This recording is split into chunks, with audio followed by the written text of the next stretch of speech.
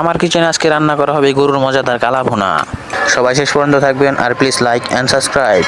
গরুর কালা ভুনার জন্য আমি বাজার থেকে সবচেয়ে সুন্দর এবং দামি মাংসগুলো কিনে আনছি। তারপর এর মধ্যে একে একে আদা, রসুন, জিরা, পেঁয়াজ, যা যা মশলা লাগে সবকিছু আমি দিয়ে দিয়েছি।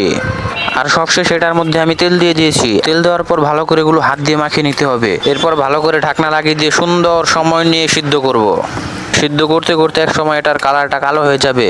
এটার জন্য না এটা বেশি সিদ্ধ হয়েছে, এটা এই জন্য যে এখানে বিভিন্ন প্রকার মশলা দেওয়া হয়েছে, যেটার জন্য এটার কালারটা কালো হয়েছে। অ্যান্ড ফাইনালি আমাদের কালা ভুনাটা রান্না করা শেষ। এখন একটা সব থেকে বড় কাজ বাকি রয়েছে, আর সেটা হচ্ছে খাওয়া।